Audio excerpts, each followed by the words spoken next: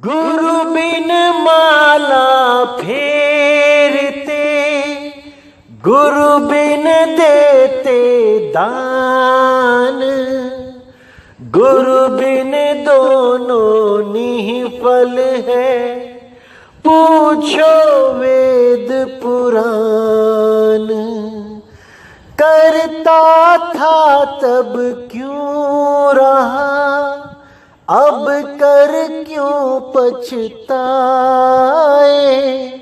बोए पेड़ बबूल के, अम्बुआ कहाँ से पाए। राम नाम की लूट है, लूट सके तो लूट, अंत काल पछताएगा जब प्राण जाएंगे छूट। नमस्कार मेरे प्यारे भाइयों, मेरे परम पिता परमात्मा के प्यारे जीव हंसों।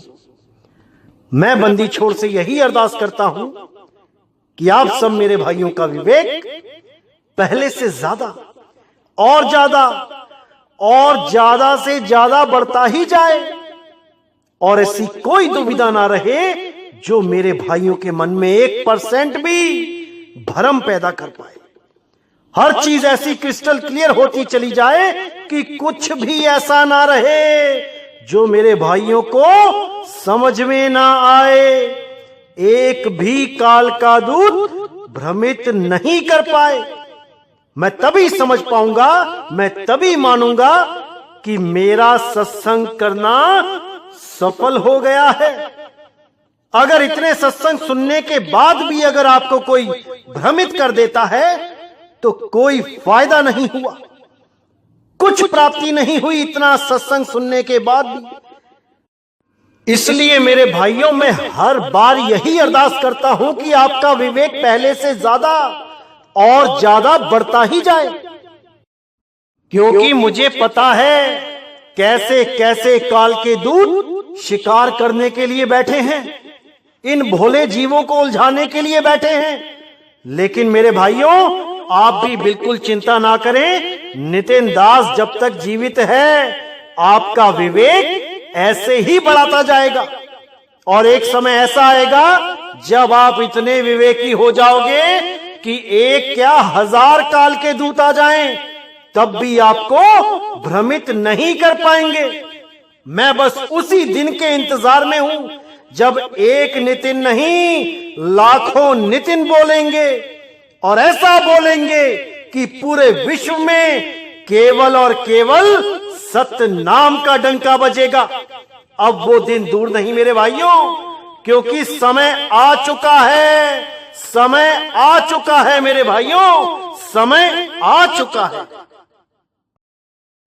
तो आपको बताना चाहूंगा कि बहुत ही खुशी होती है जब आप सब मेरे भाई फोन करके बताते हैं कि हर चीज क्लियर होती जा रही है, कुछ भी ऐसा शेष नहीं है जो समझ में नहीं आ रहा। हर वाणी क्लियर होती जा रही है, हर भेद समझ में आता जा रहा है। बहुत खुशी होती है। लेकिन कुछ ऐसे भाई भी हैं जो शुरू शुरू में सत्संग को नहीं समझ पाते। 10, 15, 20 सत्संग सुनने के बाद भी उनको समझ में ही नहीं आता कि बताया क्या जा रहा है। दोष उनका नहीं है, दोष उनका बिल्कुल नहीं है, क्योंकि ये मूल ज्ञान है मेरे भाई। बड़े बड़े ऋषि मुनियों को समझ नहीं आया, एक आम जीव की क्या बिसात है। ये तो जब परमपिता परमात्मा दया करता है ये तभी समझ में आता है, नहीं तो इसको सुनने के बाद भी बड़े बड़े ज्ञानी समझ नहीं पाते कि ये बात हो कहां की रही है। वो केवल और केवल अपने ही ज्ञान में रमे रह जाते हैं, और वहीं तक का ज्ञान प्राप्त कर पाते हैं जहां तक का ज्ञान उनके गुरुओं ने दे दिया है। वो आगे नहीं बढ़ पाते। लेकिन लाखों में कोई एक जीव जिस पर मालिक की दया होती है वो इस ज्ञान को समझ जाता है और अपने पिछले ज्ञान को त्याग के आगे बढ़ जाता है और अपना जन्म और मरण खत्म कर देता है। इस जन्म में आना सफल हो जाता है। वो कभी पीछे मुड़ के नहीं देखता, वो कभी दोबारा मां के गर्भ में वापस नहीं आता। ये जन्म ही उसका आखिरी जन्म हो जाता है। जब ये मूल ज्ञान समझ में आ जाता है, क्योंकि मेरे भाइयों इसको समझना ही मुश्किल है, लेकिन केवल उनके लिए जिनका विवेक जागृत नहीं हो पाया है। जैसे ही आप इस सत्संग को सुनना शुरू करते हैं, धीरे धीरे धीरे धीरे आपको समझ में आने लग जाता है और आप हर उस शब्द को पकड़ने लग जाते हैं जो मैं अपने सत्संगों में समझाना चाहता हूं। हर बात ऐसे समझ में आने लग जाती है कि क्या बताएं। लेकिन ये सब तब होता है जब आप पर परमात्मा की दया हो जाती है। इसीलिए मैं बार बार कहता हूं कि परमात्मा से कुछ मांगना है तो केवल परमात्मा को मांगो। ये दुनियावी इच्छाएं, दुनिया की चीजें मांगना बंद कर दो। और जिस दिन तुमने कुछ भी मांगना बंद कर दिया, याद रखना परमात्मा स्वयं आके तुम्हें गले लगा लेगा। इसका मतलब ये नहीं कि वो इंसान है और आके तुम्हें गले लगा लेगा। इसका मतलब ये है कि जिसको कछु ना चाहिए वो ही शहंशाह। परमात्मा उसी को शहंशाह बना देता है जिसको कुछ नहीं चाहिए। अरे चाह गई चिंता मिटी मनवा बेपरवाह, जिसको कुछ नहीं चाहिए वही शहंशाह। वो परमात्मा का स्वरूप ही हो जाता है जिससे इस दुनिया में कुछ नहीं चाहिए। रहना खाना पीना तो ये जरूरतें हैं, ये तुम्हारी डिमांड नहीं है, ये केवल जरूरतें हैं, इच्छाएं नहीं हैं। इच्छाओं से रहित हो जाने पर ही परम तत्व की प्राप्ति होती है। अरे जो तू चाहे मुझको, छोड़ सकल की आस, मेरे जैसा हो रहे, सब सुख तेरे पास। हर सुख हर आनंद अपने में ही आने लग जाता है जब तुम इच्छाओं से रहित हो जाते हो। कुछ नहीं मांगना, कुछ नहीं चाहिए। जो जरूरतें हैं वो पूरी होती ही जाएंगी, बस तुम कर्म करते जाओ। तो इसीलिए साहिब बार बार समझाते हैं, हर बार समझाते हैं कि मन को भटकने से रोको। ये भटकता है, ये तुम्हें भी भटका देता है, ये तुम्हारी सूरत को ले लेके भटकता है। इसके कहने पे मत चलो। मन जाता है तो जाने दे, तू थाम के राख शरीर, उतरा पड़ा कमान से क्या कर सके तीर। जब तीर कमान से ही उतर गया तो वो चल नहीं सकता। इसी प्रकार अपनी सूरत को मन और तन से हटा के उस शब्द में लगाना शुरू कर दो। फिर देखो क्या होता है, फिर देखो कि क्या आनंद आता है। तब तुम्हें समझ आएगा कि मनुष्य जन्म कितना दुर्लभ है। क्या चीज प्राप्त कर सकते हो इस मनुष्य चोले से, अभी तुम्हें अंदाजा नहीं है। अभी केवल तुम 9 द्वारों के रस में भीगे हुए हो। लेकिन जब उस अमृत को पी लोगे तो ये 9 द्वारों के रस फीके पड़ जाएंगे।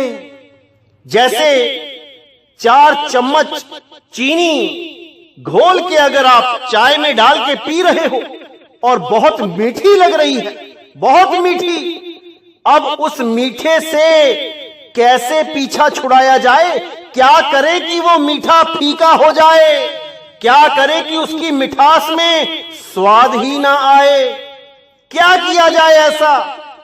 मेरे भाई, चाय पीते पीते एक रसगुल्ला मुंह में रख लो, एक बाइट रसगुल्ले की काट लो और उसके बाद वही चाय जिसमें 4 चम्मच चीनी घुली हुई है वो तुम्हें फीकी लगने लग जाएगी। सब कुछ उसमें पहले जैसा ही है, लेकिन अब तुम्हें स्वाद नहीं आएगा।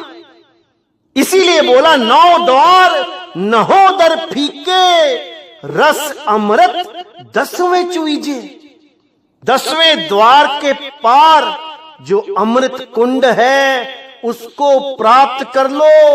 अगर उसको प्राप्त कर लिया तो मेरे भाई ऐसा कोई नहीं है जो तुम्हें दोबारा जन्म मरण में भरमा सके। उस अमृत को पीने के बाद आप सदा सदा के लिए अमर हो जाते हो। अरे हम ना मरिब मरिब संसारा, हमको मिला जियावन हारा।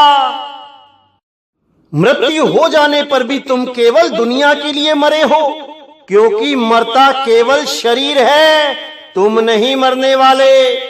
लेकिन अमृत को प्राप्त करने के बाद तुम वापस किसी गर्भ में नहीं जाओगे, क्योंकि तुम्हें वो गुप्त भेद पता लग चुका होगा कि तुमने कहां समाना है। शरीर से तो निकलना पड़ेगा, लेकिन समाना कहां है ये भेद तुम्हें सतगुरु से प्राप्त हो जाएगा। और उसके बाद तुम्हारा जन्म और मरण से सदा सदा के लिए पीछा छूट जाएगा। अब ना कहीं आना ना कहीं जाना, आपे में आप समाना। बस मेरे भाई इतनी सी कहानी है, अभी समझ लोगे तो फायदे में रहोगे। बात है जरा सी वरना 84। समझ जाओ मेरे भाइयों, इसको समझ जाओ।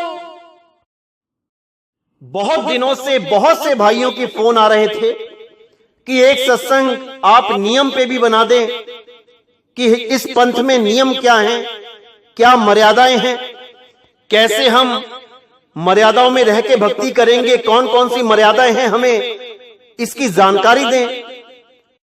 तो आज के सत्संग में यही जानकारी दी जाएगी कि हमारे पंथ की क्या मर्यादाएं हैं, क्या नियम हैं और कैसे इसको निभाना है और कहां पे छूट है, यह भी आपको बताया जाएगा। तो जो हमारा कबीर साहिब का जो पंथ है, जो मार्ग है, इसको अच्छी तरह समझ लें कि क्या क्या मर्यादाएं हैं, क्या क्या नियम हैं। सबसे पहले तो आपको मीट, मांस, अंडा, मछली ये सब छोड़ना पड़ेगा, क्योंकि जब तक तुम जीव हत्या कर रहे हो तुम्हारे मन में प्रेम नहीं आ सकता। तुम्हारा मन सदा कठोर रहेगा, तमोगुणी रहेगा, क्योंकि मीट, मांस, अंडा, मछली ये सब तमोगुणी भोजन है। ये सतोगुणी या रजोगुणी भोजन नहीं है, ये तमोगुणी भोजन है। और साहिब कहते हैं जैसा खाओ अन्न और वैसा होवे मन, जैसा पियो पानी और वैसी बोलो वाणी। अगर कोई शराब पी लेता है तो वो शराबियों की तरह वाणी बोलता है, और अगर कोई दूध पीता है बढ़िया तो वो पहलवानों की तरह अपने शरीर को स्वस्थ रखता है। जैसा अन्न खाओगे वैसा ही तुम्हारा मन हो जाएगा। जीवों को मारते हुए तुम्हें मन कठोर करना पड़ता है। तुमने अपने घर में कुत्ता पाला है, उसको उसके गले पे चाकू चला के तो दिखाओ, जिससे प्रेम हो गया है।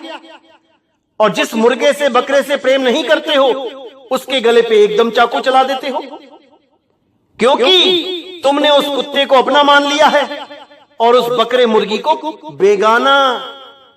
अरे मेरे भाई, वो दोनों ही परमात्मा के जीव हैं, तो कठोर तो होना ही पड़ता है किसी के गले पे छुरी चलाने के लिए। और अगर तुम कठोर हो अंदर से तो परमात्मा वहां पे वास नहीं कर सकता। ये तो तुम्हें त्यागना ही होगा, और सच्चे मन से दया की भीख मांग के, क्योंकि ये सारे कर्मों का फल तुम्हें ही भुगतना पड़ेगा। क्योंकि इस दुनिया का यही नियम है, जो करोगे सो भरोगे। इसमें किसी के लिए भी कोई चेंज नहीं है। जैसे किसी कोठी बंगले में आप देखते हैं बाहर लिखा होता है कि कुत्तों से सावधान, तो वो बोर्ड लगा है। अब जो समझदार है वो दरवाजे की केवल बेल बजाता है, और जो बेवकूफ है वो दरवाजा खोल के या दीवार फांद के अंदर चला जाता है। और अंदर जाने पे उसे क्या मिलता है? लंबे लंबे दांत। वो कुत्ते उसको काट काट के परेशान कर देते हैं।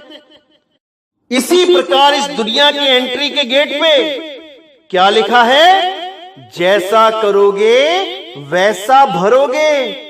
अब जो समझदार है वो बड़ी समझदारी से उतना ही कर्म करता है जितना वो भुगत सकता है, और जो मूर्ख है वो यहां आके पाप कर्म करने लग जाता है, छुरियां चलाने लग जाता है, जीवों की गर्दनों पे गोलियां मारने लग जाता है। उसको ये नहीं समझ रहा था कि जो करोगे सो भरोगे, जैसा पाप करोगे वैसा ही उसका फल मिलेगा।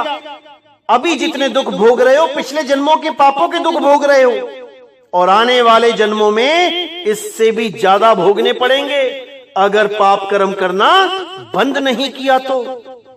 इसलिए सबसे पहले जीव हत्या बंद होनी चाहिए, तब आप भक्ति कर सकते हैं। अगला नियम है कि कोई भी नशा नहीं करना। सिगरेट, शराब, भांग, तंबाकू, गांजा बिल्कुल नहीं सेवन करना, बिल्कुल मना है। उसके बाद किसी भी फोटो, कैलेंडर, मूर्ति इनकी पूजा नहीं करना, चाहे वो किसी की भी हो। भले कबीर साहब की फोटो क्यों ना हो, मूर्ति क्यों ना हो, उसको पूजने की जरूरत नहीं है, क्योंकि साहिब का संदेश ही यही है, अरे पाथर पूजे हरि मिले तो मैं पूजू पहाड़, और ताते ये चाकी भली पीस खाए संसार। मूर्ति पूजा नहीं करनी है, चाहे वो किसी की भी क्यों ना हो। हां, गुरु की पूजा अति अनिवार्य है, क्योंकि गुरु देह नहीं है, गुरु ज्ञान है। जो ज्ञान आपको समझाया जा रहा है वो शब्द गुरु के माध्यम से ही समझाया जा रहा है, क्योंकि जो गुरु आपको यह बता रहा है कि तुम देह नहीं तुम शब्द हो, तो वो स्वयं देह कैसे हो सकता है? इसको अच्छी तरह समझ लेना मेरे भाइयों। हमारे यहां संतों की पूजा होती है, चेतन सत्ता की पूजा होती है, ना कि देह की पूजा होती है। अज्ञानी जीव यही समझता रहता है, देखो ये अपने शरीर की पूजा करवा रहा है, लेकिन ज्ञानी जीव समझ जाता है कि ये शब्द गुरु की आराधना हो रही है, ये शब्द गुरु की वंदना हो रही है, ये शब्द गुरु की आरती हो रही है। इसलिए गुरु पूजा के अलावा और कोई पूजा नहीं करनी है। उसके बाद किसी भी देवी देवता का भोग लगा प्रसाद, या कोई भी पितरों का प्रसाद, या कोई भी ऐसा जिसमें भी देह का रोल है, वो प्रसाद, भोग लगा प्रसाद ग्रहण नहीं करना, क्योंकि गीता में 7वें अध्याय में भी साफ लिखा है, जो पितरों की पूजा करते हैं अर्थात पितरों का भोग लगा प्रसाद खाते हैं वो पितरलोक में चले जाते हैं। जो भूत प्रेतों की पूजा करते हैं अर्थात उनकी पूजा करने के बाद भोग लगा प्रसाद खाते हैं वो भूत प्रेतों के लोक को चले जाते हैं। और जो देवी देवताओं के भोग लगे प्रसाद को ग्रहण करते हैं अर्थात देवी देवताओं की पूजा करते हैं वो देव लोक को चले जाते हैं। हे अर्जुन, वो मुझे प्राप्त नहीं कर सकते, क्योंकि वो मेरे असली स्वरूप को नहीं जानते। बहुत गहरा विचार है मेरे भाइयों, अच्छी तरह समझना पड़ेगा।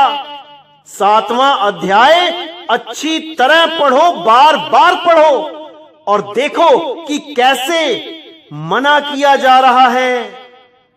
ये मैं नहीं बोल रहा हूं, ये स्वयं श्री कृष्ण बोल के गए हैं। 7वें अध्याय को बार बार पढ़ो, तब समझ में आएगा कि भोग लगा प्रसाद क्यों मना है, केवल तभी समझ में आएगा। उसके बाद आपने पराये धन, पराई संपत्ति पे कभी नजर नहीं रखनी है। जो मालिक ने आपको दिया है उसमें संतुष्ट रहो। पता नहीं ये चोला कब छोड़ के चले जाओगे, प्रॉपर्टी का क्या करना है, पता नहीं किसका खेत आपने अपने नाम करवा लिया धोखे से और वहीं रह जाएगा वो, लेकिन उसका फल आपके साथ जाएगा। आपको दोबारा अत्यंत कष्ट झेलने पड़ेंगे। आपने किसी का 1 लाख रुपए मार लिया, बैंक में जमा कर दिया, उसको खर्च भी ना कर पाए, वहीं पड़ा रह गया, लेकिन वो 1 लाख का कर्जा आप अपने कंधों पे लाद के ले गए। अब आपको बैल बनके उस 1 लाख को उतारना ही पड़ेगा। तो मेरे भाइयों, कर्म करने से पहले अच्छी तरह सोच लो, समझ लो, क्योंकि वापसी में आपको ही हर्जाना देना है, कोई और नहीं आएगा। किसी होटल में खाना खाना है तो पहले ही मेन्यू कार्ड देख लो कि कौन सी चीज कितने की है, और अपनी जेब को अच्छी तरह चेक कर लो कि उतने पैसे हैं भी कि नहीं। पता लगा बाद में बर्तन भी धोने पड़े और पुलिस वाले भी पकड़ के ले गए। इसलिए मेरे भाई, हर कर्म को करने से पहले एक बार जांच लो, परख लो कि क्या इसका फल सहन कर पाओगे, तभी कोई कर्म करो। अन्यथा जैसे हो ठीक हो मालिक की दया से। अगला नियम है कि आपने कोई भी किसी भी प्रकार का जुआ नहीं खेलना है, कोई भी लॉटरी का टिकट नहीं खरीदना है, कोई भी ताश का या कोई भी ऑनलाइन जुआ नहीं खेलना है। हां, शेयर मार्केट में आप इन्वेस्ट कर सकते हैं, वो एक तरह की मार्केट है, उसमें कोई दिक्कत नहीं है। अगला नियम है कि आपने हमेशा सत्य ही बोलना है। सत्य ही बोलना है का मतलब यह नहीं कि आप किसी का घर, किसी का परिवार, किसी के रिश्ते खराब कर दो सत्य बोल के। जहां पर थोड़ा बहुत झूठ बोलना भी पड़े, वो भी किसी की जिंदगी बचाने के लिए, किसी का घर बचाने के लिए, किसी के रिश्ते बचाने के लिए, वहां पे आप थोड़ा सा झूठ बोल सकते हैं। जैसे पीछे एक कहानी बताई गई थी कि एक कसाई गाय के पीछे भाग रहा था उसको मारने के लिए, और एक पंडित जी गंगा से नहा के निकले और उन्होंने देखा कि गाय दाईं तरफ भागी झाड़ियों में छुपी हुई है। और वो कसाईयों के द्वारा पूछे जाने पर कि गाय कहां गई है, किस तरफ गई है, वो झूठ नहीं बोल पाए उस वक्त, क्योंकि गंगा से नहा के आ रहे हैं, शुद्ध हैं, और उन्होंने वो सत्य बोल दिया जिससे गाय की जान पे बन गई। और उस गाय ने मरते मरते पंडित जी को श्राप दे दिया और उनको नरकवास हो गया, क्योंकि जीव हत्या लग गई। इसी प्रकार आपने ये देखना है कि कहां पर आपका सत्य किसी पर कितना बड़ा प्रहार करवा रहा है। अगर किसी की गलती आप देख लेते हो तो इसका मतलब ये नहीं कि आप ढिंडोरा पीटो उसका, आप उसको प्रेम से समझाओ कि मैंने तुम्हें देख लिया है, तुम गलत कार्य कर रहे हो, लेकिन तुम्हें सुधरने का एक मौका दे रहे हैं, सुधर जाओ। अगर नहीं सुधरोगे तो ये सत्य सबके सामने रखना ही पड़ेगा। उसको मौका दो, जरूर दो, लेकिन सिचुएशन देख के ये भी जरूर देख लो कि वो मौका देने के लायक है कि नहीं। ये सब आपके व्यवहार पे, आपके परिवार पे, आपके रहन सहन पे डिपेंड करता है कि कैसे किसके साथ ट्रीट करते हो। अगला नियम ये है कि सदाचारी आचरण रखना है, यानी अपने पति और अपनी बीवी के प्रति वफादार रहना है। अगर बाय चांस आपकी नहीं बनती है और बहुत ज्यादा प्रॉब्लम है तो आप अलग हो सकते हैं, और अगर किसी और से प्रेम हो जाता है तो उससे शादी कर सकते हैं, लेकिन धोखा देने से सदा बचें, एक दूसरे के प्रति वफादार रहें। अगला नियम है कि आपने किसी के साथ झगड़ा नहीं करना है। जैसे भाइयों में झगड़ा हो जाता है जमीन के लिए, जायदाद के लिए, तो आपने कोई झगड़ा नहीं करना है, किसी को मारना पीटना नहीं है। अगर भाइयों के साथ झगड़ा होता भी है, किसी विवाद में, जमीन जायदाद के विवाद में झगड़ा हो भी रहा है, तो आपने कोई भी कार्यवाही करनी है तो कानून के अंडर, कानून में रहकर ही करनी है, कानून से बाहर नहीं निकलना है। आप उस पे केस कर सकते हैं, स्टे फाइल कर सकते हैं, लेकिन कहो कि 4 लोगों को ले जाके वहां पे लठमारी करें, वहां पे डंडे बजाएं, वहां पे गोलीबारी करें, भाई वो हमारे पंथ में अलाउ नहीं है। जो भी कार्य करो कानून की हद में रह के करो, और उससे भी पहले प्रेम से समझौता करो, प्रेम से बात करो। अगर वो अज्ञानी है तो तुम तो ज्ञानी हो चुके हो ना, तुम तो समझ रहे हो ना माया का खेल। तुम उसको प्रेम से समझाओ और अपना रिश्ता बचाओ। ना कि झगड़े करते फिरो। अगला नियम है कि आपने अपने बच्चों की शादी में दहेज नहीं देना है। दहेज नहीं देने का मतलब यह नहीं कि कुछ भी नहीं देना है। दहेज का मतलब होता है डिमांड। अगर वो कोई डिमांड कर रहा है, लड़के वाले कुछ भी मांगते हैं, भले वो साइकिल मांग रहे हैं, नहीं देनी है। सीधे बोलो ना हम दहेज देते हैं ना लेते हैं। अगर अभी भी रिश्ता मंजूर है तो ठीक है, और अगर बिना दहेज के रिश्ता पक्का हो जाए तो उसके बाद भले 1 करोड़ रुपए दे दो, कोई फर्क नहीं पड़ता, क्योंकि वो तुम कन्या को योगदान दे रहे हो। तुम किसी की डिमांड पूरी नहीं कर रहे, तुम उसको उसका हिस्सा दे रहे हो। जैसे कई गुरुओं ने यह नियम बना दिया कि लड़की को कुछ नहीं देना है, 2 कपड़ों में ही उसको विदा कर देना है। ऐसा बिल्कुल नहीं करना चाहिए, क्योंकि भारतीय संविधान के अनुसार लड़का हो या लड़की दोनों ही आधी आधी प्रॉपर्टी के, आधी आधी जमीन जायदाद के हकदार हैं। मान के चलो कि एक आदमी के 2 बच्चे हैं, एक लड़का एक लड़की। लड़की बहुत ही समझदार, विवेकी और प्रभु भक्ति में लीन है, और लड़का 1 नंबर का नशेड़ी गंजेड़ी है, जुएबाज है। अब उस आदमी ने गुरु के कहने पे लड़की को 2 कपड़ों में ही विदा कर दिया, और किसी कारणवश वो बेचारी ऐसी हालत से गुजरी कि उसको परिवार गरीब मिल गया। अब वो वहां पे नमक के साथ रोटी खा रही है, और उसका भाई जो गंजेड़ी नशेड़ी है वो पिता की दौलत पे ऐश कर रहा है। वो अपनी बहन का भी हिस्सा मार के बैठ गया है, उसको भी नशे में उड़ाएगा, उसको भी जुए में हार के बैठ जाएगा, क्योंकि पिता की सारी संपत्ति ऑटोमेटिकली लड़के के पास पहुंच जाएगी। तो सोचो उस पिता ने कितना बड़ा अन्याय कर दिया अपनी लड़की के साथ। सोचो, इसीलिए बोल रहा हूं कि दहेज में साइकिल तक मत दो, लेकिन अपनी लड़की को पूरा योगदान दो। वो भी तुम्हारी ही बच्ची है, तुम्हारी ही कोख से पैदा हुई है भाई, उसका भी उतना ही हक है जितना लड़के का है। इस पे जरूर विचार करना। अगला नियम है कि किसी के भी मृत्यु भोज पे आपने भोजन नहीं करना है, क्योंकि यह सामाजिक बुराई है, सामाजिक कुरीति है।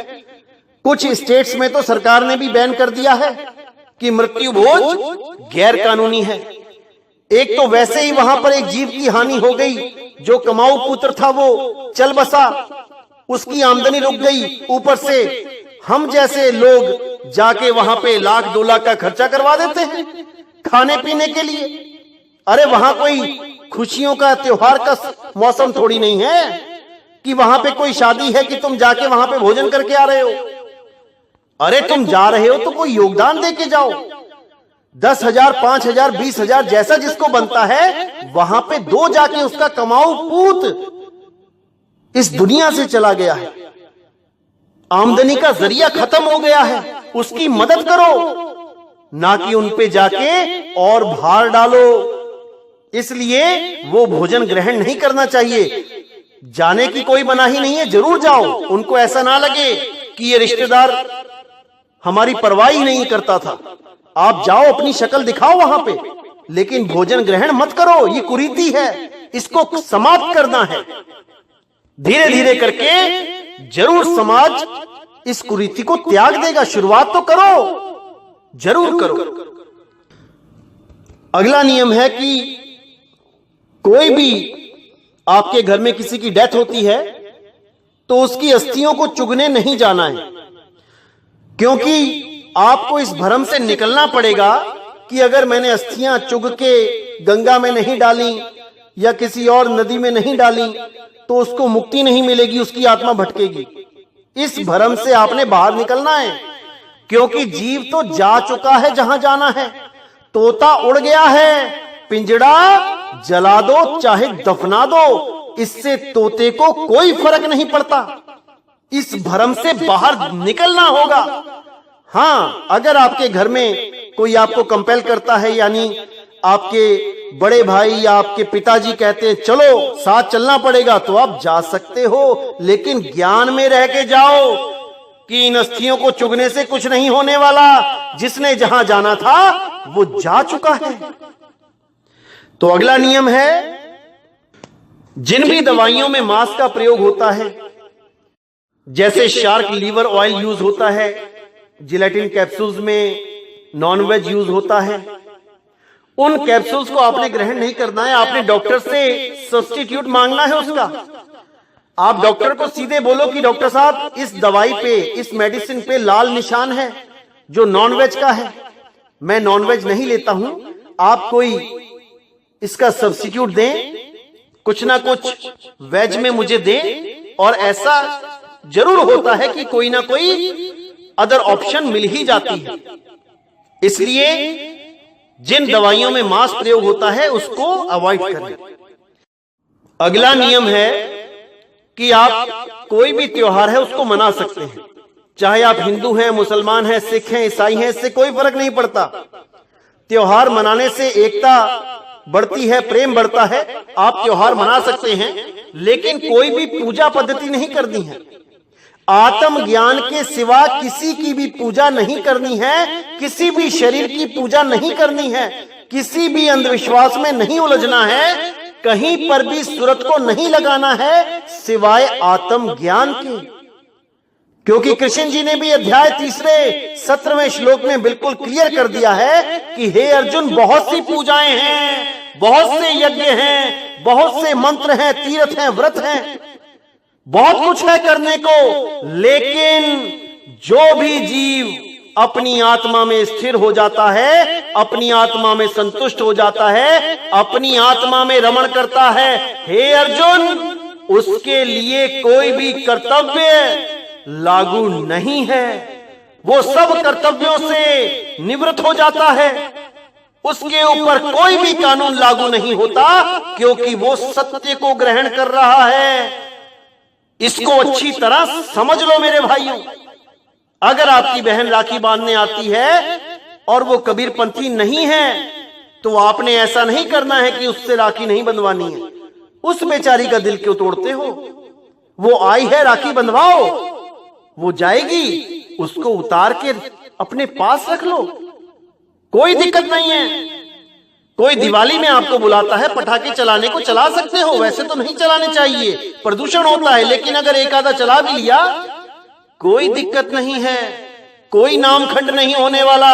कोई होली में आके आपको रंग लगा देता है, और अगर आपने भी थोड़ा सा लगा दिया तो कुछ पहाड़ नहीं टूटने वाला। ईद में अगर आपको कोई सिवई खिलाने के लिए बुला रहा है और आपने जाके खा ली, तो कोई पहाड़ नहीं टूटने वाला। बस बर्तनों का ध्यान रखना, ऐसे बर्तनों में भोजन मत करना जहां पर मांस का प्रयोग होता है। इस चीज का खास ख्याल रखना, बाकी कोई दिक्कत नहीं है। तो मेरे भाइयों, हर चीज को अच्छी तरह समझना है, हर चीज को अच्छी तरह जानना है, और हर प्रकार के भ्रम को अपने दिमाग से निकाल के केवल सत्य भक्ति करनी है। तभी जन्म मरण से पार हो पाओगे, तभी इस भव बंधन से छूट पाओगे। नहीं तो बार बार यही जन्मते मरते रहोगे, कुछ हाथ पल्ले नहीं रह जाएगा। इसलिए मेरे भाई, हर चीज को अच्छी तरह समझो और सबसे पहले गुरु धारण करो, क्योंकि जिसका कोई गुरु नहीं होता उसका जीवन शुरू नहीं होता। तो आज का सत्संग मैं यही समाप्त करता हूं, और मैं मालिक से यही अरदास करता हूं कि आप सब मेरे भाइयों का विवेक ऐसे ही बढ़ता जाए, और आप उस मूल ज्ञान को समझ पाओ जो घर घर में सत्य का डंका बजाएगा, और पूरे विश्व के विवेकी हंसों को एक झंडे के नीचे लेके आएगा, एक नाम के नीचे लेके आएगा, एक पंथ के नीचे लेके आएगा, और वो नाम होगा सत्य नाम। तो मेरे भाइयों, मुझे विदा करें। बोले सतगुरु बंदी छोड़ सतगुरु सत्य कबीर साहिब की सदा ही जय हो, सदा ही जय हो। मेरे मालिक की साहिब बंदगी सत्य नाम।